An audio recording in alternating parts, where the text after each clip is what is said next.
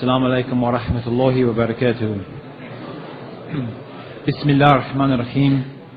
إن الحمد لله الصلاة والسلام على رسول الله. Brothers and sisters, the first lecture for this morning's program is entitled Knowledge of Allah is a Must, and it's to be given by Sheikh Wajdi Al-Ghazawi, who is the Imam of King Fahad Mosque in Mecca. And we will allow the lecture to proceed for about 45 minutes, inshallah, and then we'll take questions which you must write down, please. So the paper should be passed out in time for you to write the questions. And if no one's collecting them, please someone try to bring them up to the side of the table in good time so that we have time to go through them, inshallah. And make sure the questions are on the topic, please, because we will filter them out if they're not relevant to the topic. So I now hand over to the Sheikh, inshallah. Jazakallah khair. إن الحمد لله نحمده ونستعينه ونستغفره ونستهديه ونعوذ بالله من شرور أنفسنا ومن سيئات أعمالنا. من يهده الله فهو المهتد ومن يضلل فلن تجد له وليا مرشدا. وأشهد أن لا إله إلا الله وحده لا شريك له، وأشهد أن نبينا محمدا عبد الله ورسوله وصفيه من خلقه وخليله. يا أيها الذين آمنوا اتقوا الله حق تقاته ولا تموتن إلا وأنتم مسلمون. يا أيها الناس اتقوا ربكم الذي خلقكم من نفس واحدة وخلق منها زوجها وبث منهما رجالا كثيرا ونساء واتقوا الله الذي تساءلون به والأرحام إن الله كان عليكم رقيبا. يا أيها الذين آمنوا اتقوا الله وقولوا قولا سديدا يصلح لكم أعمالكم ويغفر لكم ذنوبكم، ومن يطع الله ورسوله فقد فاز فوزا عظيما. أما بعد، فإن أصدق الكلام كلام الله تبارك وتعالى، وخير الهدى هدى نبينا محمد صلى الله عليه وسلم، وشر الأمور محدثاتها، وكل محدثة بدعة، وكل بدعة ضلالة، وكل ضلالة في النار. ثم أما بعد. Inshallah, brothers and sisters, we will elaborate on the topic as the brother Jazakallah Khair mentioned. Knowledge of Allah is a must. But before I start sharing whatever I prepared for you, it is very important to recognize the difference between two Arabic words which are related to the topic of today, knowledge of Allah. The two words are al-ma'rifa wal-ilm. We say in Arabic ma'rifatullah, and we say al-ilmu billah. The two different meanings. Al-ilmu billah is the knowledge of Allah. That's al-ilm, to know about Allah subhanahu wa ta'ala. And of course this is a very general meaning. Unlike al-ma'rifah. Al-ma'rifah, when you say that you have ma'rifah about Allah subhanahu wa ta'ala, it means that you know more details.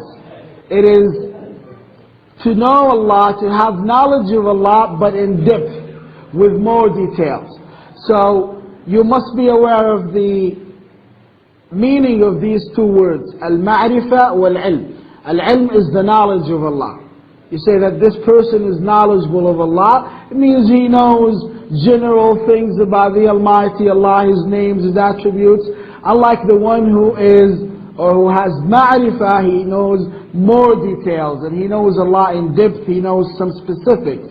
Unfortunately, this word al-ma'rifah is being misused by the Sufis. They claim that al-ma'rifah is to know certain things that others do not know. And they call the pious ones al-arifu billah. He is the most cognizant person of Allah's knowledge and so forth. So we're not, when we use the word al-ma'rifah, we're not definitely using the word in that connotation that the Sufis are using.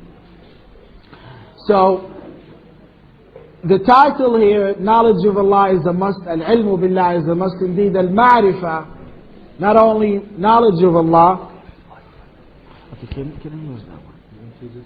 I think it's clearer.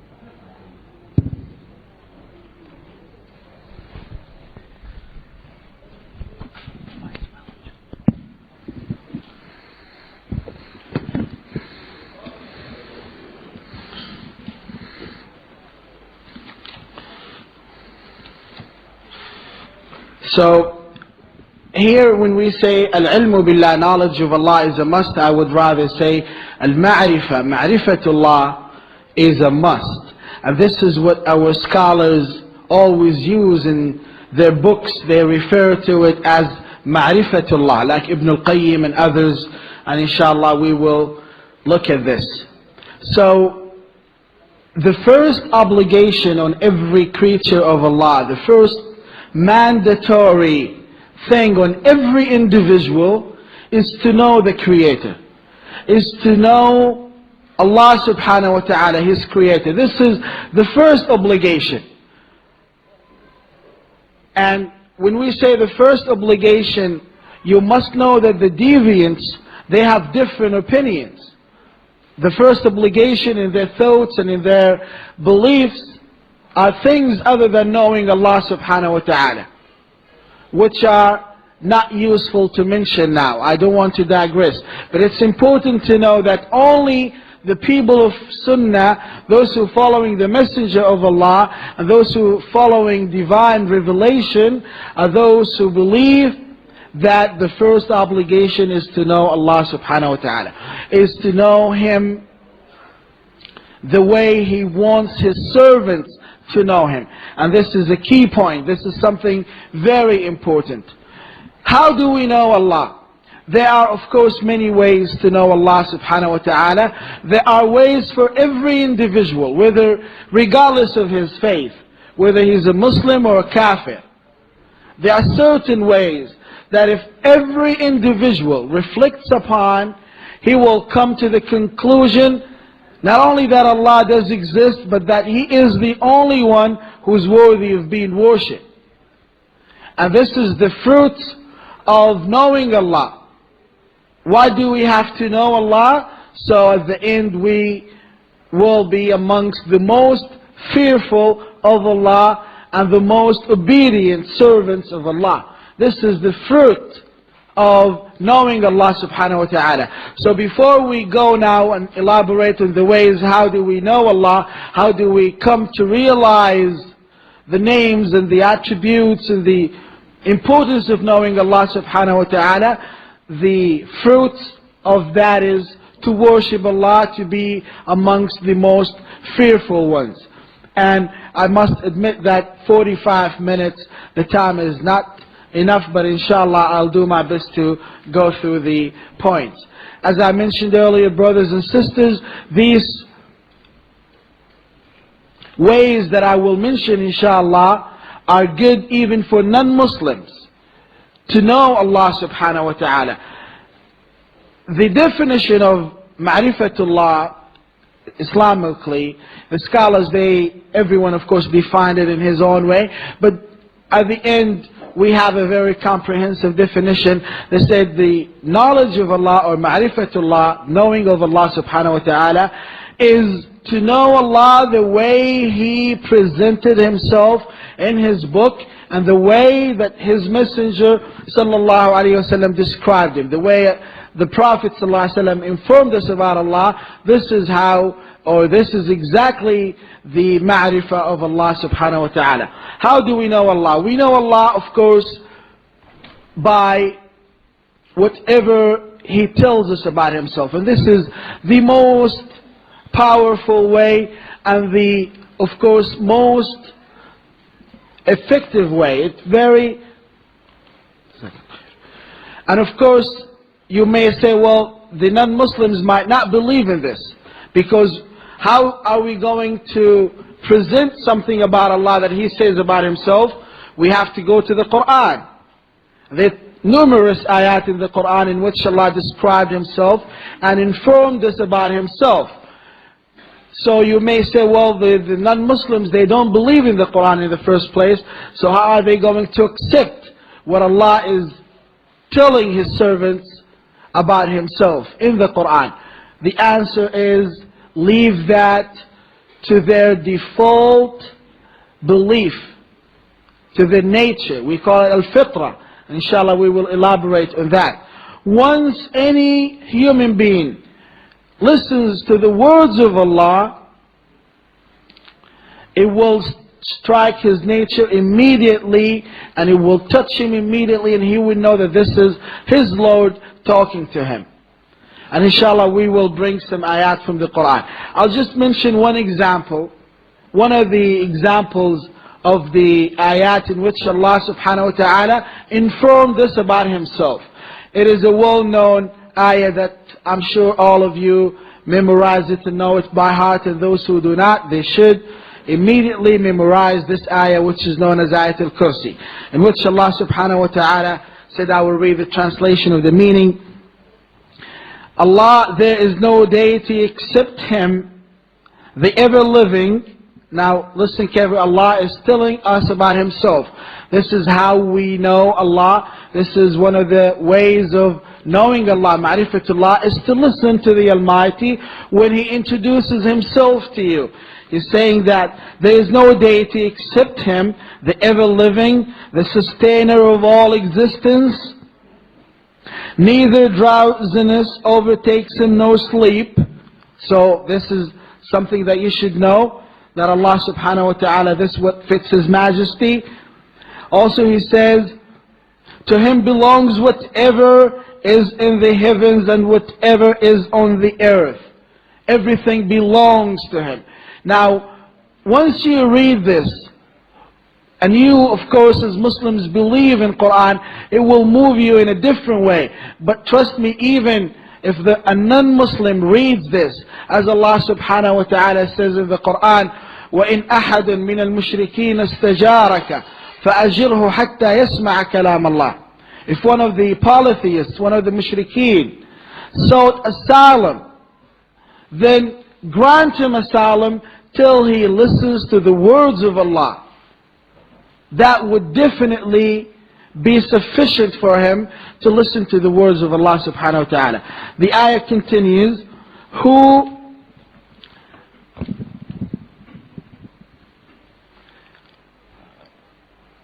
is it that can intercede with Him except by His permission?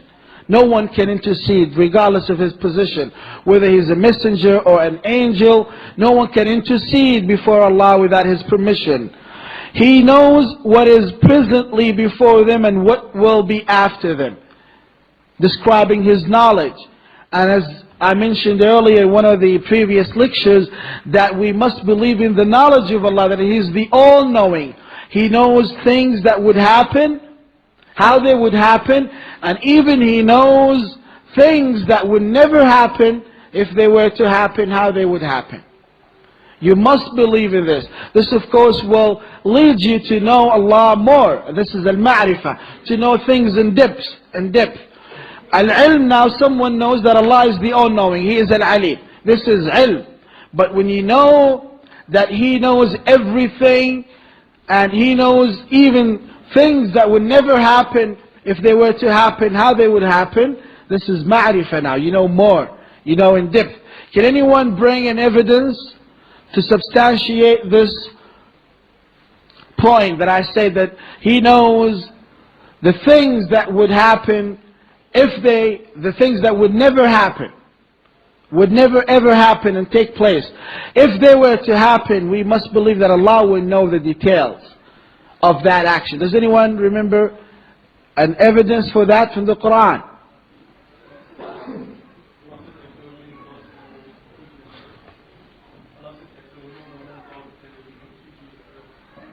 Yeah, there would never be more than one God. And another ayah in which Allah subhanahu wa ta'ala mentioned about the people of fire. They would ask for a break. They would ask Allah to give them a chance to come back to this life so they can do righteous deeds, and so they can do good. Would this ever happen? No. But if it were to happen, Allah told us in the Quran and said, وَلَوْ رُدُّوا لَعَادُوا لِمَا نُهُوا عَنْهُ. If they were to be given a chance to come back to this life, they will go back and disobey Allah again. Even after they witness and experience the severe punishment in the fire, if they were to be given a chance to go back to this life, they will disobey Allah and disbelief again. So this is what Allah is saying here, that He knows what is presently before them and what will be after them. And they encompasses not a thing of His knowledge except for what He wills. So whatever knowledge we have, it's by His permission. And Allah said, وَمَا أُوتِيتُم مِّنَ الْعِلْمِ إِلَّا قَلِيلًا, that whatever knowledge you're being given is nothing but very little. And of course, this covers the knowledge of this dunya, the secular knowledge. So whatever technology, whatever information they know about this earth, about this space, about medicine, is nothing but little. This is what Allah says. So they encompass not a thing of His knowledge except for what He wills. His kursi, of course He explained here, the footnote says, and this is a very good, important point, because some people mix between the kursi and the throne. It says here the chair or the footstool. His kursi extends over the heavens and the earth, and their preservation tires Him not, and He is the Most High, the Most Great. وَهُوَ الْعَلِيُّ الْعَظِيمُ. This is just one example of one of the ayat in which Allah subhanahu wa ta'ala is informing His servants, His creatures, about Himself. So how do we know Allah? How do we come to know Allah the Almighty? Is through His words. Another way is by your fitrah. And you can use this with non-Muslims, especially the decent ones, especially the sincere ones, those who are educated and open-minded. You can use this method, very effective one. It's the nature. Al-Fitra, it's the default system of any human being. That's his inborn, natural inclination to worship Allah subhanahu wa ta'ala. That's something within himself. He cannot deny it. Neither can he resist it. It is something that is built in.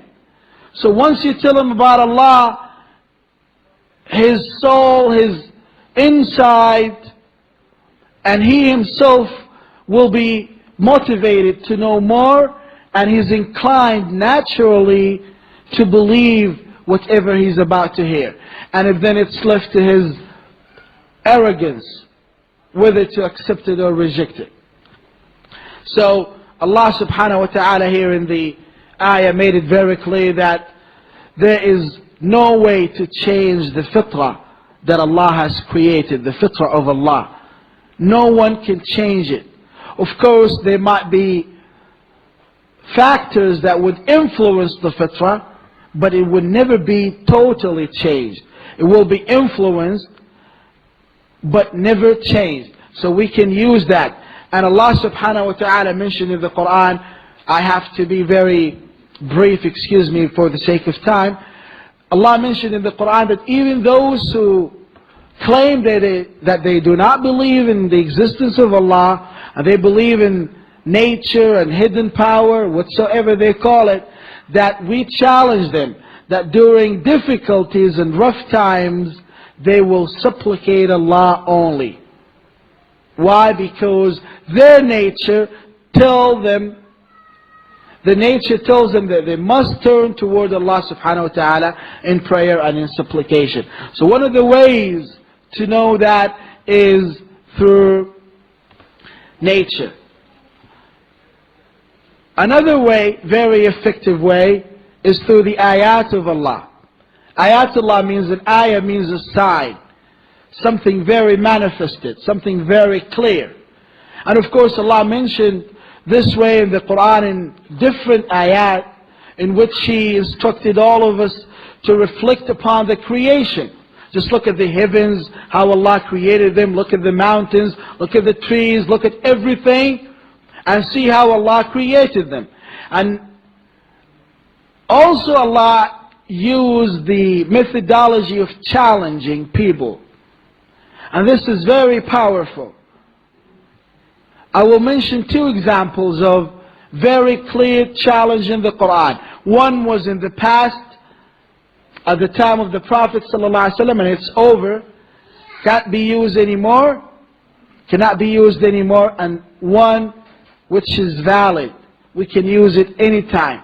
This challenge in which Allah subhanahu wa ta'ala mentioned in the Quran, and He says in Surah Al-Hajj, يَا أَيُّهَا النَّاسُ ضُرِبَ مَثَلٌ فَاسْتَمِعُوا لَهُ إِنَّ الَّذِينَ تَدْعُونَ مِن دُونِ اللَّهِ لَن يَخْلُقُوا ذُبَابًا وَلَوِ اجْتَمَعُوا لَهُ وَإِن يَسْلُبْهُمُ الذُّبَابُ شَيْئًا لَا يَسْتَنقِذُوهُ مِنْهُ ضَعُفَ الطَّالِبُ وَالْمَطْلُوبُ.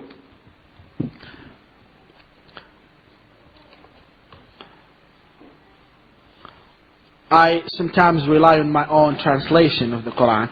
So here Allah subhanahu wa ta'ala mentioned, listen carefully to this example, because Allah addressed mankind. He did not say, oh you believe. No, he says here, oh people, not only the believers, but every man, every woman must listen to this similitude, or to this parable, or to this example that Allah has mentioned. He said that, O people, an example is presented to you, so listen to it. Indeed, those you invoke beside Allah, those that you have taken as gods beside Allah subhanahu wa ta'ala, they are so weak. Listen to their weakness. Allah said that, indeed those you invoke beside Allah will never create as much as a fly, even if they gather together for it. And if the fly should steal from them a tiny thing, or snatches away something from them, they could not recover it from him. Weak are the pursuer and the pursued. So in this very clear challenge, Allah is telling all people that whatever gods that they are worshipping are so weak, to the extent that, and Allah chose one of the smallest creation that He has created. He said they cannot create a fly. Not only that, but even if this fly attacks them, snatches away something from them, if a fly snatches away from you some sugar, you were eating your donuts and a fly came and just took a little piece, Allah is saying that if all nations gather together in order to take it back from that fly, they will never do it. They will never be successful. Well, someone might say, of course, a non-Muslim, not a Muslim, well, this maybe is good centuries ago, but nowadays, simply we can catch the fly and take it to the lab, to the laboratory, and then we can do some kind of analysis and take back whatever that fly has eaten, or take it away. I have read in some authentic, and this is very sound information. Of course, all of you heard of they call it the miracles of the Quran, the scientific miracles. They mentioned that, especially the fly that Allah mentioned here, al-dhubab, that every fly has certain fluids that it produces every time they eat. So once they eat anything, immediately that fluids change the nature of whatever they have eaten immediately. So if they eat sugar and they vomit it, or you can take it away from it, it's not sugar anymore. It's a completely different thing. So whatever fluids they produce immediately change the nature of whatever they eat. So even if you take it to the laboratory, it's not going to work. And we knew this before we know about this theory or this scientific fact. It's a fact, it's not a theory anymore. So Allah is telling us that those gods that they worship beside Him are so weak to the extent that they cannot even create the smallest creation of Allah, which is a fly. Not only that, but even if a fly attacks them, they are helpless. They can't defend themselves. See, this is weak are the pursuer and the pursued. They're both weak. Those who try to defend themselves from a fly, a very small creation, and the fly, nothing. They're all weak. So, one of the ways to know Allah, to get to know your Creator, the Almighty Allah subhanahu wa ta'ala, is by reflecting upon His signs that He has created and made very clear for those who use their logic and reasoning and their intelligence to come to this fact that Allah subhanahu wa ta'ala is the only one who is worthy of being worshipped. This is the ayah that I mentioned, which is good for every time. But what about the ayah that I mentioned, that it was good for the time of the Prophet ﷺ, the challenge? Of course, you may say the challenge of the Quran. It's still valid, that Allah challenged jinn and mankind if they were to gather together in order to produce just one ayah. But you can't present this to the West, because they say we don't speak Arabic, so we definitely cannot put an ayah together. But at that time, it was a different challenge. It has nothing to do with the language. It had to do with whatever Allah has decreed has to take place. The ayah was revealed, تَبَّتْ يَدَا أَبِي لَهَبٍ وَتَبٍّ, in which Allah informed Abu Lahab and the people of Mecca that Abu Lahab will die as a kafir and go to hell forever. Now this is a great challenge. How can it be a challenge? Can you answer? Simply, he can say, well, that's what Allah says, I'm a Muslim now. Right? All he had to do is just come to any gathering and say, look, this ayah was revealed right now. Allah is saying that I'm a kafir and I'll die as a kafir. No, I bear witness. And he can say it like the hypocrites used to say it. It didn't have to be out of his heart sincerely, but he even couldn't claim that. That is a challenge to him and to the people of Mecca and to the disbelievers as well. So one of the ways to know Allah is the number of challenges in this universe that Allah has made very clear to those who use their reasonings and those who reason and use their intelligence. It's very clear that Allah is challenging His servants and showing them that they are ignorant, and whatever they know is nothing but very little of what He has blessed them with. And of course there are many ayat here that I've brought to your attention, but for the sake of time again, that Allah subhanahu wa ta'ala mentioned in a different ayat in the Quran, that when we reflect upon the creation of Allah, the way you are created, heavens and earth, indeed there are signs for those who believe in Allah and in the hereafter. Another way is to know Allah subhanahu wa ta'ala is through logic. Those who believe in logic and that they're logical things and they are reasoning, they can use that methodology to come to the conclusion that Allah is the only one who is worthy of being worshipped, and that He is the only true God who is worthy of being worshipped. This is very simple. I'll just mention one ayah in the Quran in Surah At-Tur. Jubayr ibn Mut'im, one of the companions, that it was narrated in Sahih al-Bukhari, he said once he came to Medina to meet the Messenger of Allah. He was not a Muslim yet. And when he entered the masjid, the Prophet ﷺ was reciting in Salat al-Maghrib this ayah, Surah At-Tur. And once he heard the ayah, immediately he embraced Islam, because it was a very logical theory that Allah presented. It's just one simple statement, one ayah. أَمْ خُلِقُوا مِنْ غَيْرِ شَيْءٍ أَمْ هُمُ الْخَالِقُونَ. It's just one statement. All you have to do is just think about it.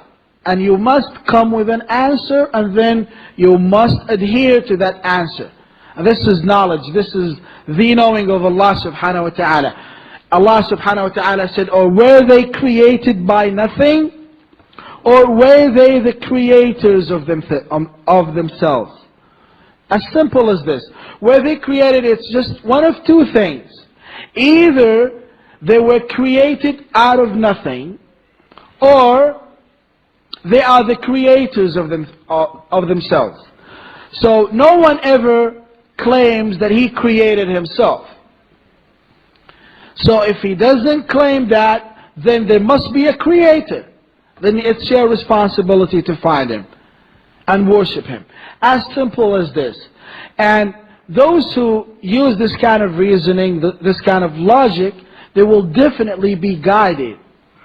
And at the end, they will find about the truth, because Allah promised in the Quran that those who struggle for His sake, at the end, they will be guided.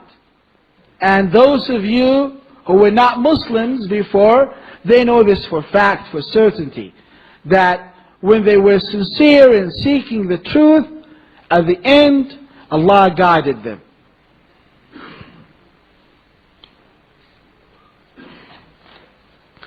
Another way of knowing that Allah is the only one who is worthy of being worshipped is to know that Allah does exist. And this is, of course, we're still elaborating on the means and ways that which are suitable and good even for non-Muslims. We're not discussing yet the two major ways of knowing Allah for Muslims and believers. It is to look at the fact that all nations have agreed that there was a creator who sent a messenger. Now if we have 10 different brothers from different cities who come to this room, and every one of them tells us that there was a severe car accident that took place somewhere in Europe. And now all of them, they would say that we've seen that. It came on the news, we saw the accident, it was severe, too many people died, etc. And everyone comes with some details. At the end, you come to, in the very beginning, you know that, yes, someone is telling me that there's an accident, or there was an accident. Then when another person comes, now you're more certain that there's something happens. Now when the 9th or 10th brother comes and tells you the same exact details, now you know for sure that something that happened, because all of these people cannot lie. Simply, they're from different places, they do not know each other, there was a time gap between all of them, and they just gathered, and everyone is telling us the same thing, so it has to be the truth. So all nations, the Jews, the Christians, the nations before, everyone claimed that he received a book, he received a messenger, and there's God, and He revealed certain commands and rules and laws, etc. Regardless of the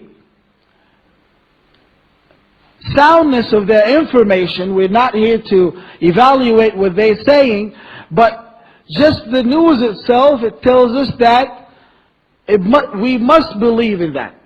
I mean, as we're talking to an unbeliever, he has to use his reasoning and his logic to come to the fact that all those nations cannot lie. They can't just, the nations before us, they can't just fabricate the story of God sending a messenger and a book. And then another nation comes and fabricate the story of God sending messenger and book, and so forth. And it continues. So we must know from the different narrations and different histories of nations that there must be a true God, Allah Jalla wa Ala, who has sent messengers and sent down revelation to earth, and there is a message to every mankind that he should look for. Another way which is, I'll just sign off with this way. Another way is through the miracles of the messengers of Allah. Now in every belief, in every culture, in every religion, people believe that their messenger came with signs, like the Jews, Musa, the signs of Musa alayhi salatu wasalam, the signs of Isa, the son of Mary, the signs of the Prophet sallallahu alaihi wasallam. All those messengers, the signs of Shu'aib and Ibrahim and Salih and Hud, all of those noble messengers, when they presented those signs and evidences, all of them, they never claimed anything. They all referred that power to Allah, and they used it to prove that they were sent from Allah and by Allah subhanahu wa ta'ala. So the fact that messengers presented signs to guide people to Allah proves to every decent, intelligent person that there was Allah, and he should know Him and recognize His existence and worship Him alone. That, of course, some of the ways that the scholars like Ibn al-Qayyim and others mention in their books. How do we know Allah? How do we come to recognize our Creator and then worship Him? And as I mentioned, this is the fruit, or the fruits of knowing Allah, is to worship Him at the end. It should lead you to worship Allah alone. Now how do believers know about Allah? We can use, of course, all the previous ways that I mentioned, but there are only two ways for us after we use those ways, of course, to increase our iman and to be certain. But there are two ways for us to recite the words of Allah subhanahu wa ta'ala, and this is the best way. And I've quoted some of the scholars in mentioning the influence of reciting Quran, that if you reflect, we have to dedicate some time on a daily basis. Brothers and sisters, this is very important. I advise myself in the first place, and all of you, to dedicate some time to reciting the Quran. Just like all of us dedicate at least half an hour to check your email on a daily basis. How many of you dedicate, let's say, 20 minutes a day for his email? Please be courageous enough and raise your hands. Most of the brothers, most of the sisters, at least 20 minutes, half an hour. So at least 10 minutes on a daily basis to read the words of Allah subhanahu wa ta'ala, and you will see the impact of this recitation. Because you'll come across ayat, you will come across, because Allah is addressing you. People would spend a lot of money on listening to useful tapes, that's fine, but who is addressing you in those tapes? The scholars, the students of knowledge. But why don't you listen to the Creator subhanahu wa ta'ala? He's addressing you, oh mankind, oh people who believe, He's addressing you in every single ayah. So we should dedicate some time. This is how we come to know Allah well, is by reciting His words. And the second way, of course, is by studying the narrations in which the Prophet ﷺ informed us about Allah and the hereafter, what He has prepared for us. These are the divine sources of knowledge, of knowing Allah. And as Ibn al-Qayyim said, Ma'rifatullahi subhanahu naw'an, that al-ma'rifah of Allah is of two types. He said one is common, وهي التي اشترك فيها الناس البر والفاجر والمطيع والعاصي.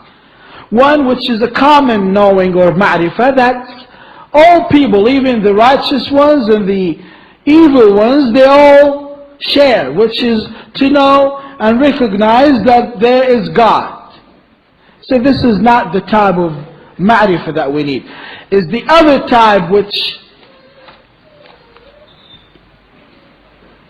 والتي معرفة توجب الحياء منه والمحبة له وتعلق القلب به.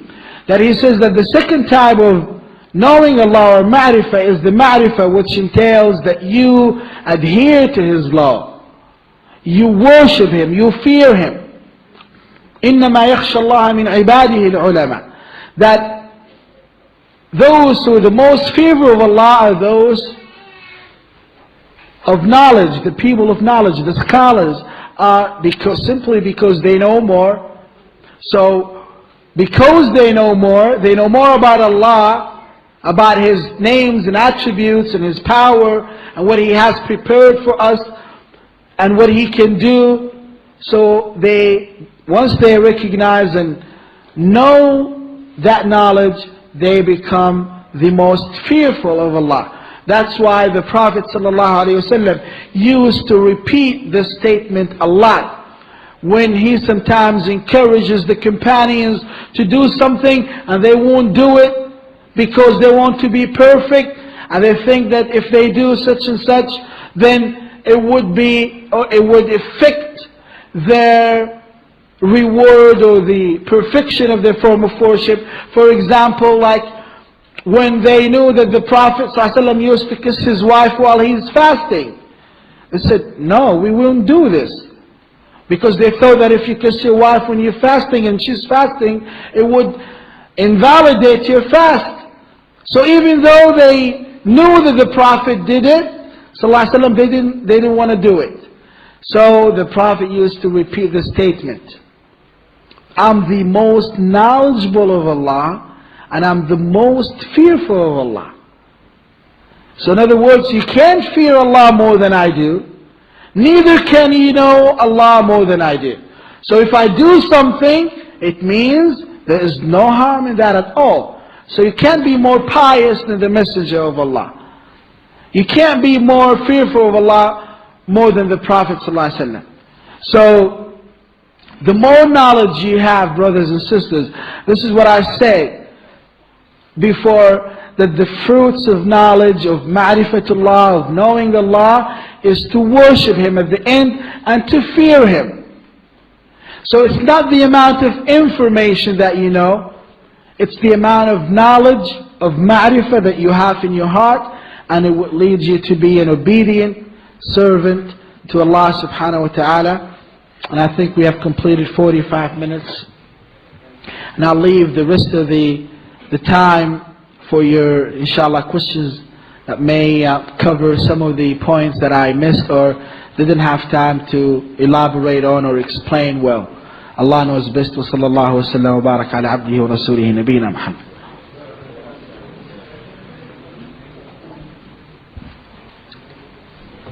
So inshallah we'll try and take questions in turn, each from the brothers and the sisters, inshallah. So the first question here is, how do we convince non-believers with the knowledge of Allah when they do not believe in Quran and Sunnah? I think the brother wrote the question before the lecture.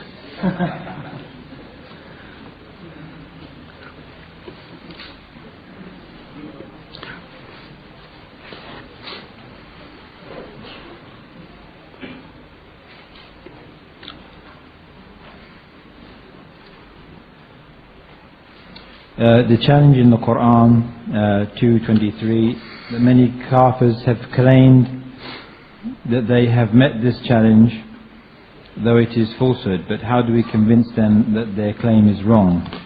How did they do it? What challenge? How did they do it? Who is the questioner? Yes, sir.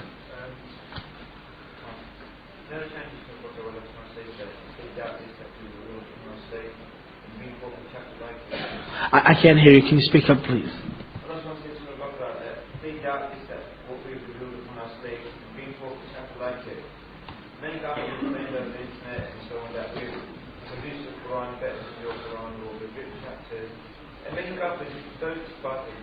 Okay.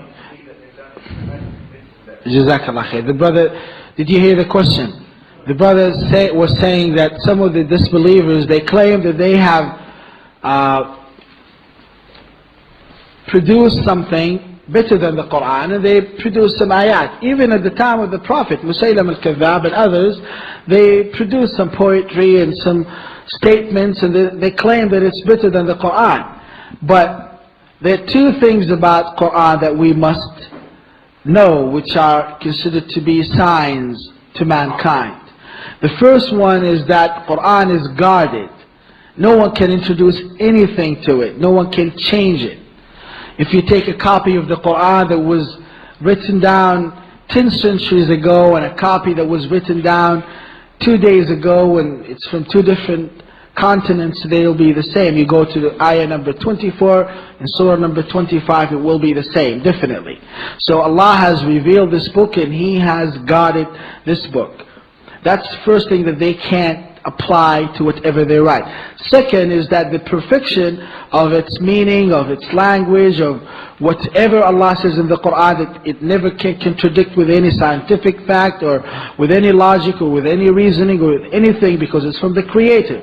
So whatever they do, the people, especially wise people, educate people, they make something that is wise or nice, but that's not Quran, it's not divine. So they claim that, but the people of the Arabic language, they do not recognize that as even close to the way of the Quran. And if there was any chance of anyone to succeed in this challenge, it would have been for those Arabs, the people of the language, the poets, the real.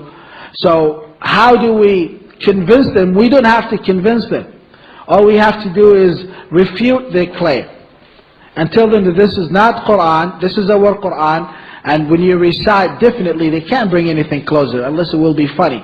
Because the way that Allah, as you all know, in Quran, it's a completely different style. I'm sure you know how Allah subhanahu wa ta'ala talks about the heavens and earth, and then suddenly goes into a story of a messenger and then refers, and this way of reciting the ayat and the way that the ayat was arranged by Allah the Almighty is by itself is a miracle and a sign.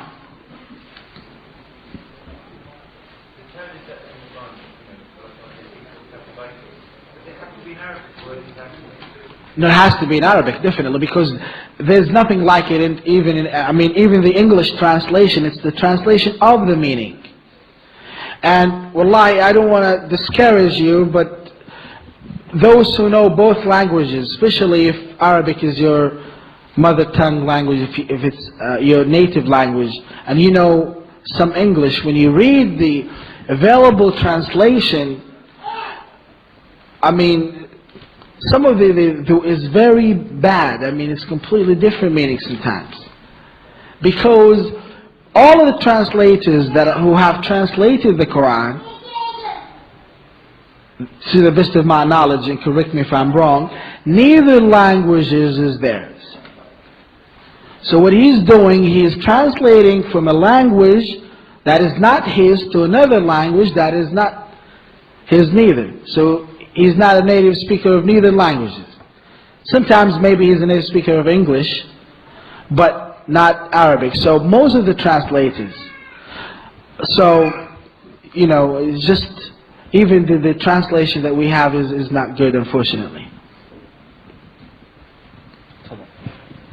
Yeah, in respect of creation, Allah is obviously the creator. However, the scientists are claiming they are on the way of creating a human being, and that they are almost there, they say. What do you make of that?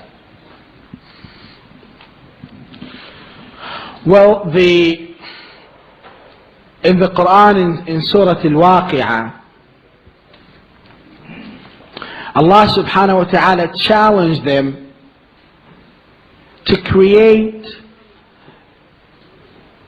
the sperm itself, not any other thing. This is how we are created. This is what we are created from. So this is what Allah subhanahu wa ta'ala has challenged them. And now they claim, it's just a claim. And we must know that they will never create anything. They may put things together. The components of whatever they do are created themselves. They cannot bring something that Allah never created and do something out of it. They cannot invent something purely that never existed. So what they are doing, they are using creation of Allah, elements. Everything that they use was created by Allah in the first place. So it's like assembling thing. You can't claim if the engine was made somewhere and everything was made, and then you put something together, you are assembling things. So they are not, that's why we can't say in Arabic that anyone is khaliq.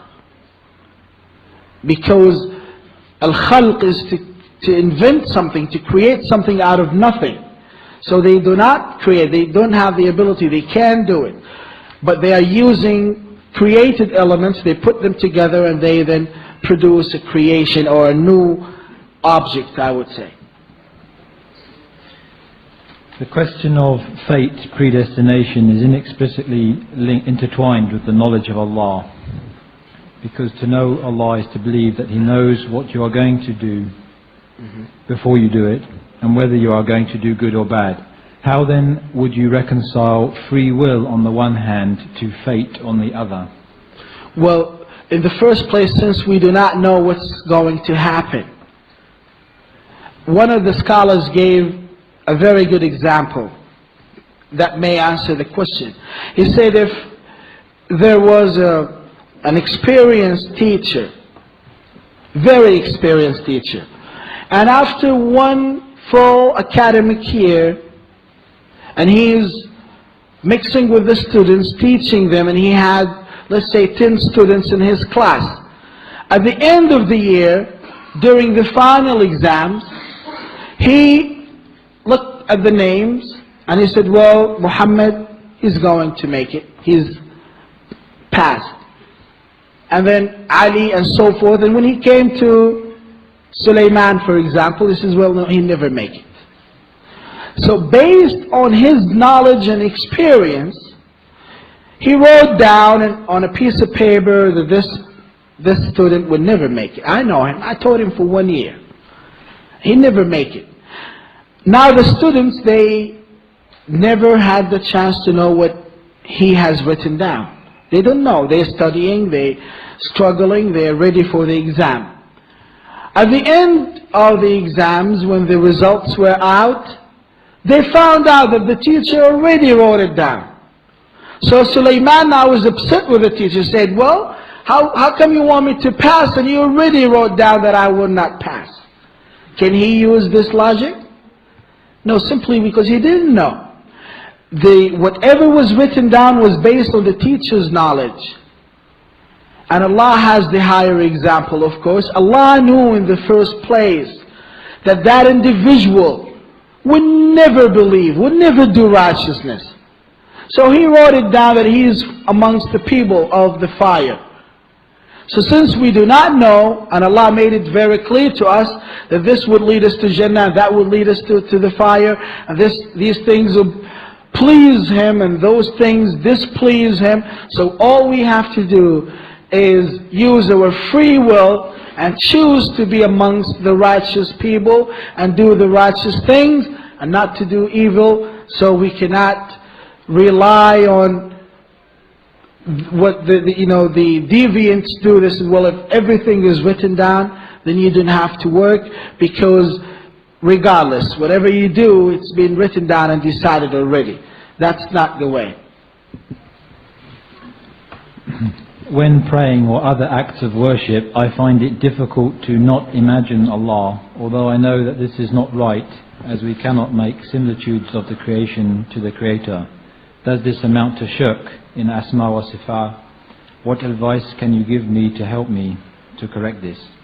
Well, as the Messenger of Allah ﷺ answered this question, this is an indication of Iman, inshallah. All you have to do is just say Astaghfirullah and try not to imagine Allah, but try to imagine that you are in His presence and you are talking to Him. This is the Sunni way, but not to imagine Him Jalla wa Ala, because there's nothing like unto Him. So, but to have this feeling, and if this thing ever comes to your mind, this is an indication of Iman. Allah knows best. Disbelievers generally use Big Bang and Darwin's theory to counter when we indicate to them the creation as evidence of His existence. How should we respond? Oh, I don't understand the question. I think he's saying when you indicate the creation as evidence of the Creator, Darwin's theory of Big Bang. Well, it's now if this mic here, can you believe that this mic was manufactured by a carpenter? Do you accept this? So the creation always tells you about the creator, some of his skills and knowledge and background. So we know for sure that whosoever produced this mic, he knows a little bit about communication, about electricity, about engineering, right? So this is the problem with the so-called educated people or secular people, is that they're very inconsistent. They say something and sometimes they contradict with themselves. It is true that all forms of creation that Allah has created would lead us at the end to believe in the Creator, and it's just as simple as this. It's very difficult to explain simple things. Do we have an obligation to tell non-Muslims about Allah face to face, or is it okay to distribute tapes and leaflets and advertising, etc.? Well, it depends. Sometimes you have to do it face to face. Sometimes, of course, it depends on the individual, it depends on the situation, it depends on your ability as well. Some people may not have the ability to talk to others face to face. So the best way here is just to give him a tape or to give him a book to read. So he may go and search more about Islam. So I can't just tell you something general. It depends on the situation and on the individual. And the most important thing is to realize the importance of conveying this message to others. This is very important. We must call people to believe in Allah subhanahu wa ta'ala and to worship Him. What is the difference between the Kursi and the Arsh?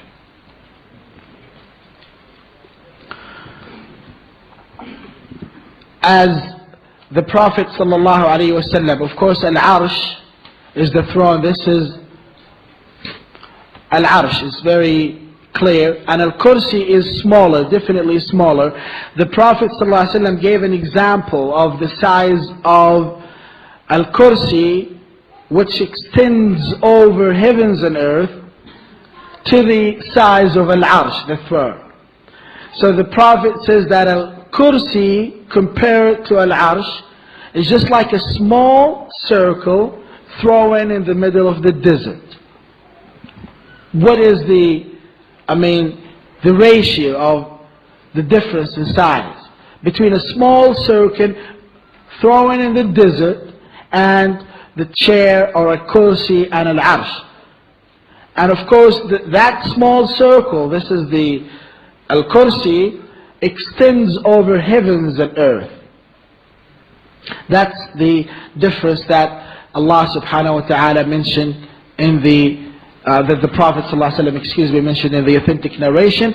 So the Al-Kursi is much smaller, and they both one of the creations of Allah subhanahu wa ta'ala, and we must believe that Allah does not need them.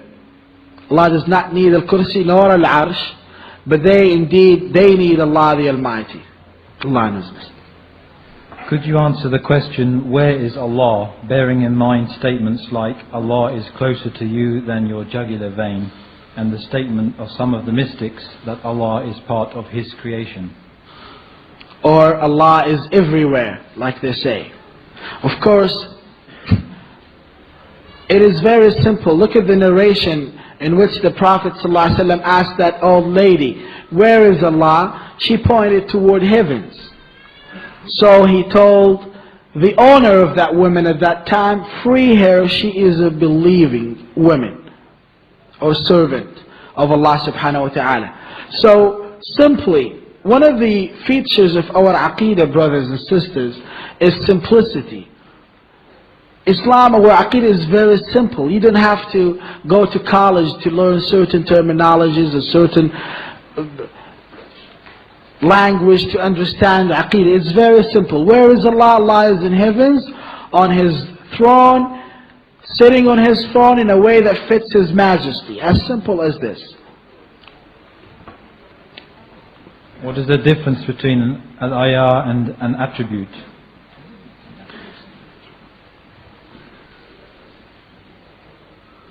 Yeah, Jazakallah khair. Well, the difference, the attributes of Allah related to Allah.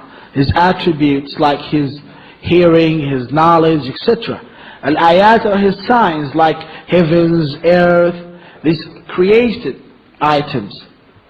So everything that Allah has created is one of the ayat, one of the signs that should lead you to know Allah subhanahu wa ta'ala and believe in Him. Okay, I'm going to switch to the sisters' questions now because we just received them.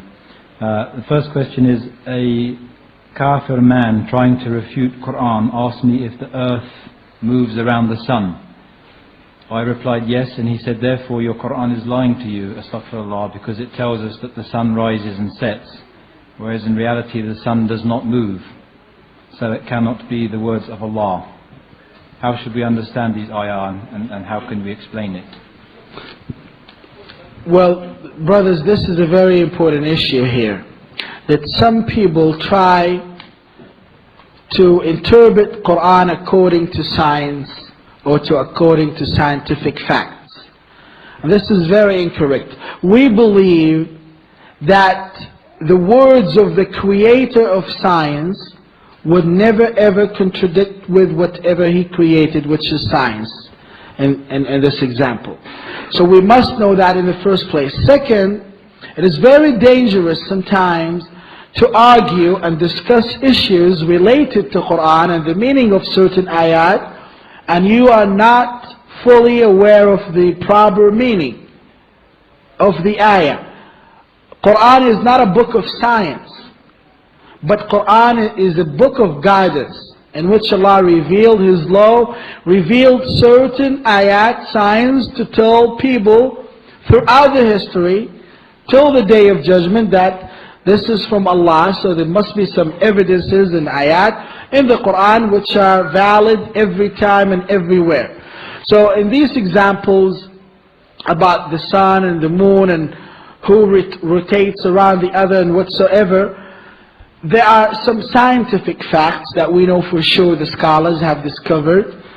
Those, of course, Muslim scholars or those who were not Muslims, but they found out that the Quran already mentioned something about this. So I shall refer you to those facts, and they are gathered in one website, which is a very informative website that collected all those scientific signs, and sure maybe most of you know about it. It is, the address of that site is it and then dash is dash truth.org. Let me, if I write it down on the computer, maybe it's can I? Or maybe I'll choose.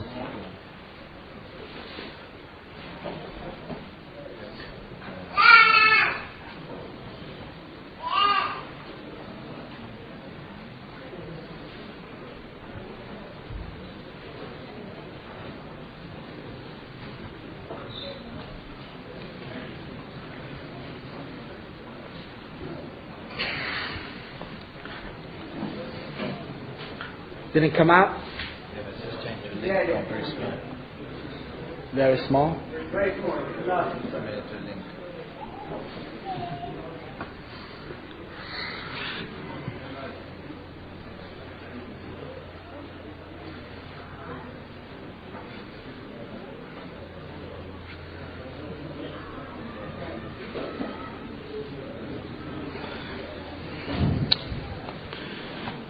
You can refer any non-Muslim to this site. This is one of the most powerful sites about Islam in the Quran that you can use to call non-Muslims. I mean, if he has just 5% of sincerity in his heart, it would take him 10 minutes to, admit to Allah subhanahu wa ta'ala.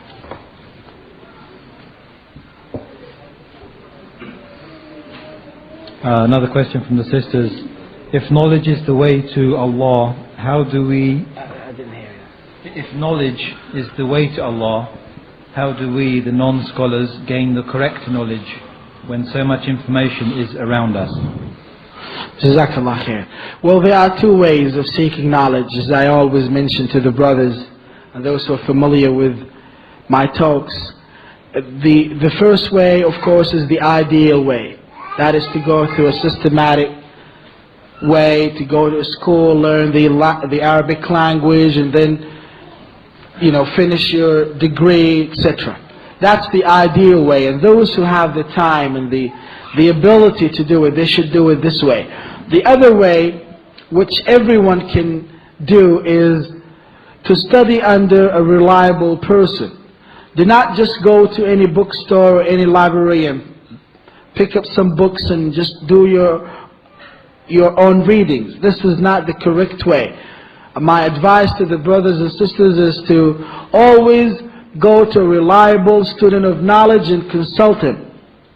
What to read first, and take an evaluation exam. Inshallah, it's difficult sometimes to announce something and it might not happen, so people keep waiting.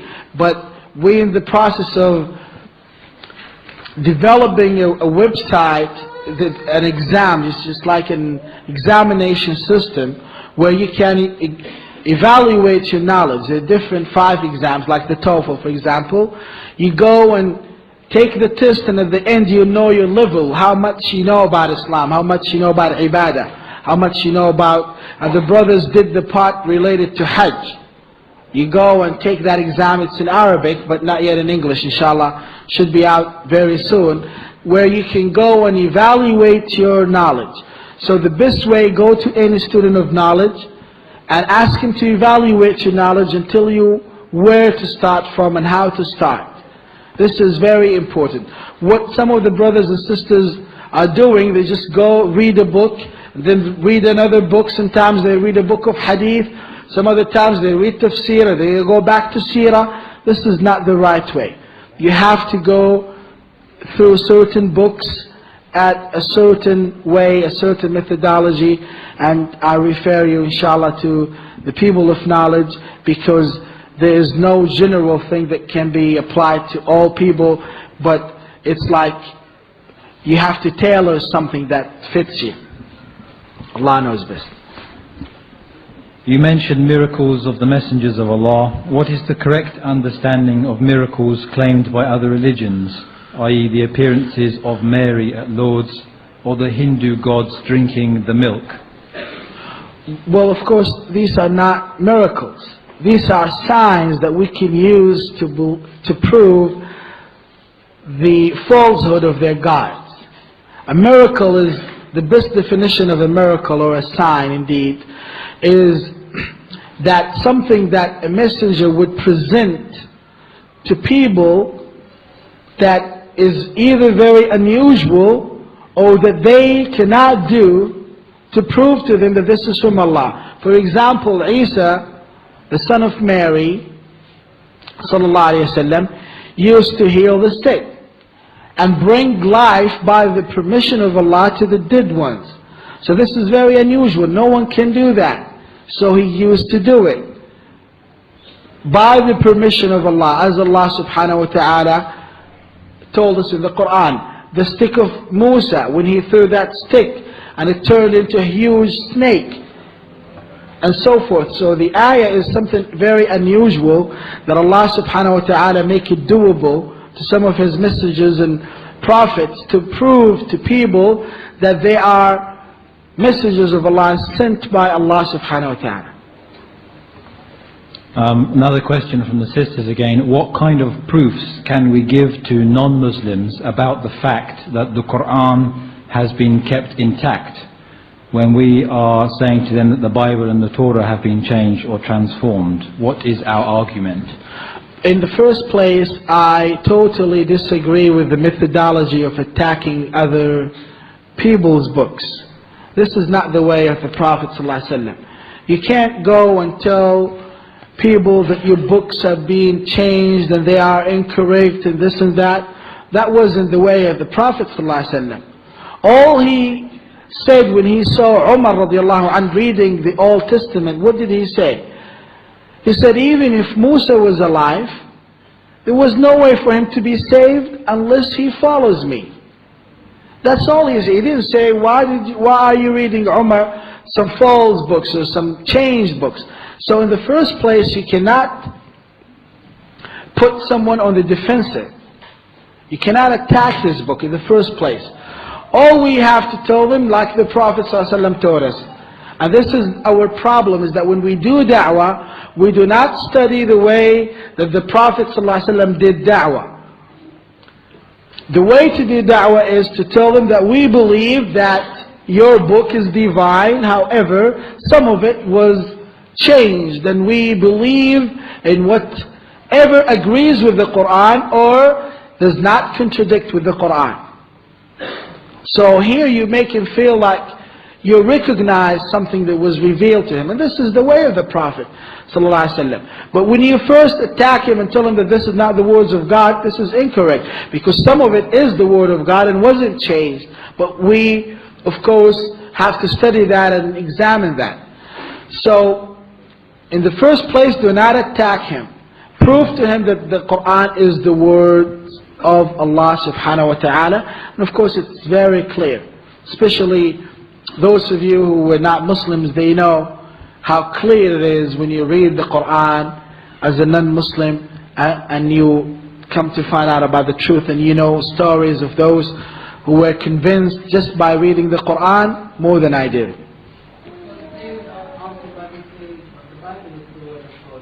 The Bible is what? But those books, Allah by His wisdom made it the responsibility of those people to guard their books. So they were not guarded.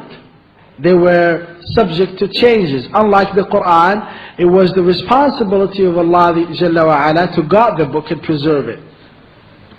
So that's our answer to them. That's the end of the session. Jazakallah khair, Sheikh, for talking on the topic. And I remind brothers and sisters to please make sure the questions are relevant to the topic, as they won't be asked. And a lot of them are not, most of them actually are not relevant to the topic. So please make them relevant to the topic. Jazakallah khair. Assalamu alaikum wa rahmatullah. Assalamu alaikum. Brothers and sisters, we are going to take a break for about 30 minutes inshallah, and the next lecture will begin at 10:45 precisely inshallah. We'll try and stick to the program. 10:45, 30-minute break. Jazakumullah khairan. Assalamu alaikum. Yeah, exactly. But as I mentioned, when it comes to discussing facts, the scientific facts about the nature of light, you never find an ayah that denies the existence of sun, or so-called sun. Never. Or that the heat of the sun, that it's hot, so forth, or the light of the moon. But as I said, that they have to understand the Arabic language well, know the proper meaning in Arabic, and then argue. Brother, we heard in the Security Circle every Thursday that one of the children brother was mentioning about something like that. I mentioned here, don't ask questions because the Jewish people used to ask so many questions. It's hated to ask unnecessary questions, but to ask questions